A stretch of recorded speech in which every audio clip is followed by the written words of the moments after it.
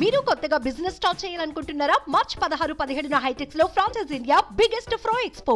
దయచేసి మీరందరూ ఆలోచన చేసుకోవాలి. దేశంలోనే రాజధాని లేని రాష్ట్రంగా మన ఆంధ్ర రాష్ట్రాన్ని తీసిన ఘనత ఈ దుర్మార్గ ముఖ్యమంత్రి కాదా అని చెప్పి ఈ సందర్భంగా నేను అడుగుతున్నాను. దయచేసి ప్రజలారా మీరందరూ కోరుకున్నది ఒకటే, రాబోయే రోజులు ఎలక్షన్స్ వస్తున్నాయి దగ్గరలోనే.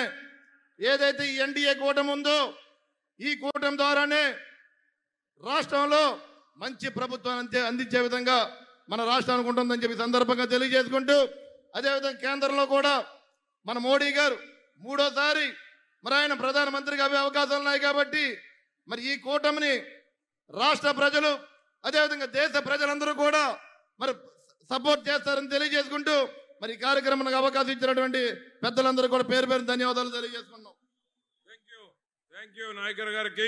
తెలుగుదేశం పార్టీ పాలిట్ బ్యూరో సభ్యులు, శాసన సభ్యులు, గౌరవనీయులు నిమ్మల రామానాయుడు గారిని మాట్లాడవలసిందిగా కోరుతా ఉన్నాం. అందరికీ నమస్కారం.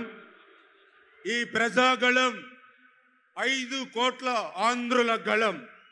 ఏదైతే ఈ జగన్మోహన్ రెడ్డి 5 సంవత్సరాల మోసపూరితమైనటువంటి దగా పాలన నిరసిస్తూ జగన్ విముక్తి ఆంధ్రప్రదేశ్ కోసం భారతీయ జనతా పార్టీ, తెలుగుదేశం, జనసేన గళం ఈ ప్రజాగళం.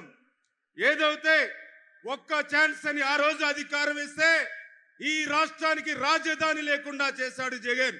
మరొక ఛాన్స్ ఇస్తే రాష్ట్రాన్నే లేకుండా చేసేటువంటి పరిస్థితి ఏదైతే ఉందో దానికోసమే నిరసిస్తూ ఇవాళ ఈ ప్రజాగళం అని చెప్పి తెలియజేస్తూ ఉన్నా. ఒక్క ఛాన్స్ అని ఇస్తే ఆ రోజు మీరందరూ చూశారు, పోలవరం ఆ రోజు చంద్రబాబు నాయుడు గారు 5 సంవత్సరాల్లో 72% పోలవరం పూర్తి చేస్తే ఈ 5 సంవత్సరాల్లో 2% కూడా పూర్తి చేయకుండా పోలవరాన్ని ముంచేసినటువంటి పరిస్థితి.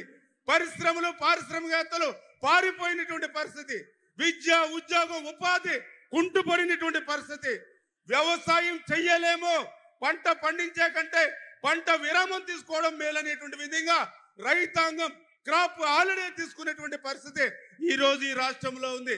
అందుకే 5 కోట్ల ఆంధ్రుల భవిష్యత్తు కోసం, ఆంధ్రప్రదేశ్ భవిష్యత్తు కోసం ఈ ప్రజాగళం అని చెప్పి మీ ద్వారా అందరికీ కూడా తెలియజేసుకుంటూ సెలవు తీసుకుంటున్నాం. థ్యాంక్ యూ రామానాయుడు గారికి. ఇప్పుడు రాజ్యసభ సభ్యులు, జాతీయ బీజేపీ కోర్ కమిటీ సభ్యులైనటువంటి గౌరవనీయులు జీవీఎల్ నరసింహారావు గారిని మాట్లాడవలసిందిగా కోరుతా ఉన్నాం. భారత్ మాతాకి. ఇప్పుడే దేశ ప్రధాని నరేంద్ర మోదీ గారు మన చిలకలూరుపేట గడ్డపై కాలు పెట్టారు. భారత్ మాతాకి. వారి దాకా మన వాయిస్ వినిపించాలి. భారత్ మాతాకి.